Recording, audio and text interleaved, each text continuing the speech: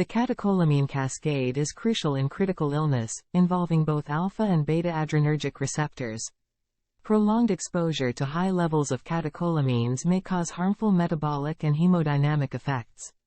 Higher catecholamine levels are seen in various critical illness etiologies, and are associated with increased mortality. Beta blockers can be used to manipulate the adrenergic response during critical illness. Beta blockers are standard for treating cardiovascular diseases. Evaluation of beta blocker extends into acute management of critically ill patients.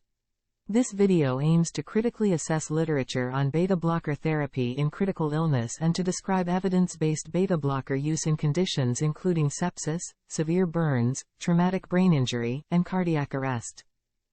Beta adrenergic effects are particularly pronounced in cardiac and pulmonary tissues, relevant to critically ill patients. The visual representation illustrates the physiologic response to beta receptor agonism and antagonism, highlighting negative effects of stimulation in critical illness.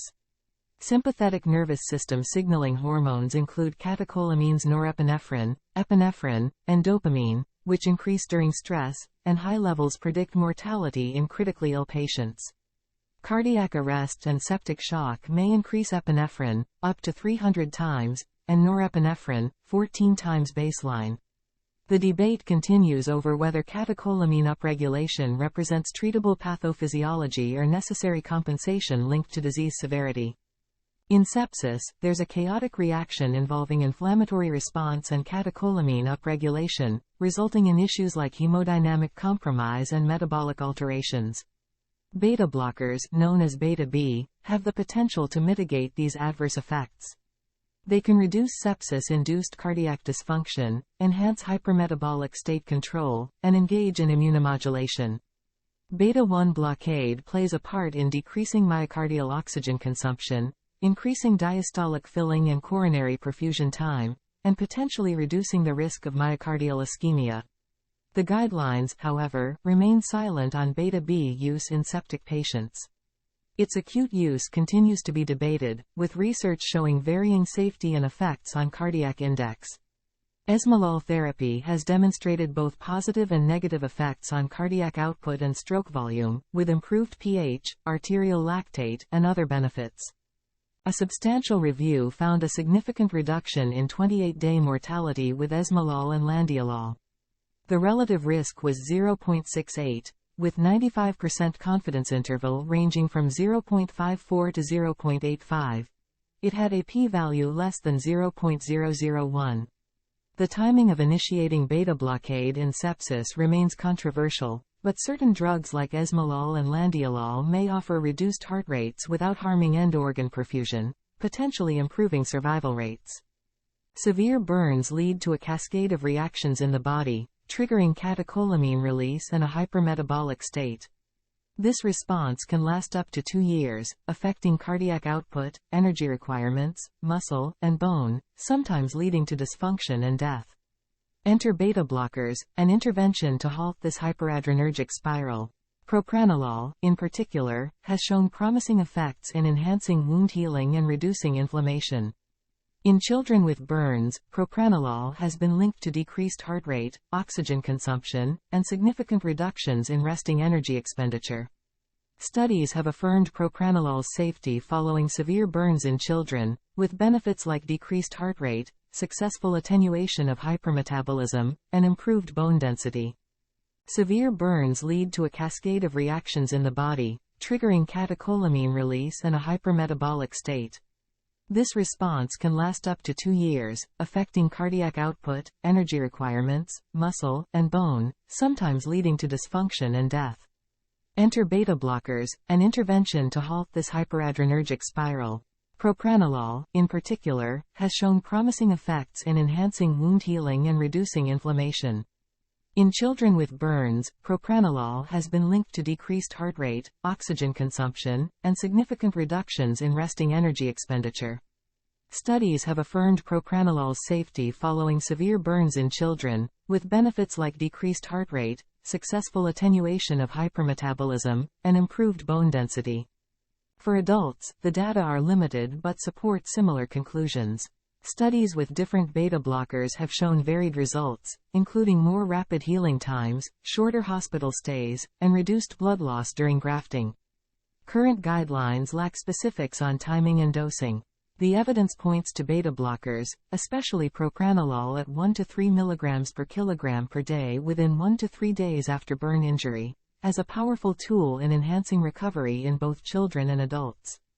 For adults, the data are limited but support similar conclusions. Studies with different beta blockers have shown varied results, including more rapid healing times, shorter hospital stays, and reduced blood loss during grafting.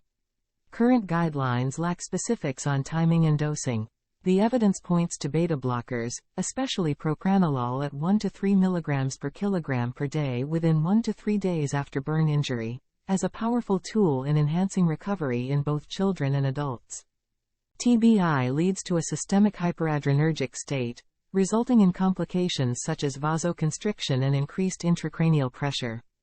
Beta blockers inhibit this harmful hyperactivity by blocking catecholamine interaction, potentially reducing cerebral ischemia and increasing cerebral perfusion. Different beta blockers have been explored, with mixed results.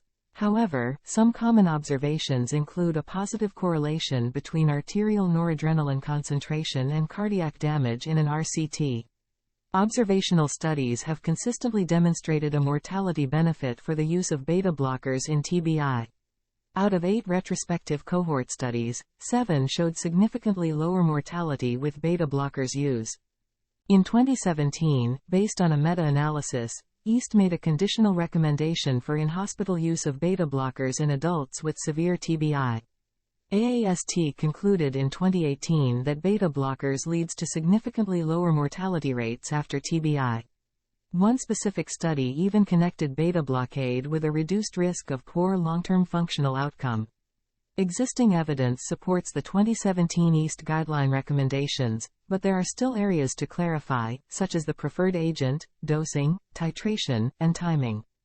Epinephrine is commonly used to treat pulseless VT and VF, but it's not without risks, such as increased oxygen demand and the potential for RVF or electrical storm. Enter beta blockers. They can inhibit catecholamine levels, reduce myocardial oxygen demand, and lower the VF threshold. This may lead to improved outcomes. Studies with animals and small trials have indicated that beta blockers could increase rates of resuscitation, ROSC, and survival. Esmolol, in particular, has been associated with better sustained ROSC and survival rates, especially in patients with RVF. Sympathetic blockade, including beta blockers, has proven more effective than antiarrhythmic agents, significantly increasing survival rates. A meta-analysis confirmed this association, though caution was noted due to moderate to severe risk of bias. Propranolol has shown to be particularly effective in controlling electrical storm, with faster termination, and decreased hospital stays compared to metoprolol. Metoprolol itself has been associated with survival at 6 months when used within the first 72 hours in resuscitated VF patients. Guidelines now support beta blockers for ventricular arrhythmias and reduction of SCD, but they are not recommended immediately post-cardiac arrest due to limited evidence. Before we conclude, thank you for diving deep with us into the fascinating world of beta blockers in critical care. Make sure to hit that subscribe button for more breakthrough medical content. Negative inotropes like beta blockers offer potential advantages in a range of critical conditions by modulating catecholamine signaling. The existing data supports the reinitiation of home beta blocker therapy post-stabilization in sepsis, enhanced recovery in burn injuries, and reduced mortality rates in TBI. They also show promise in improving ROSC rates in refractory ventricular fibrillation. These findings suggest the need for ongoing research to further clarify the role of beta blockers in critical care settings.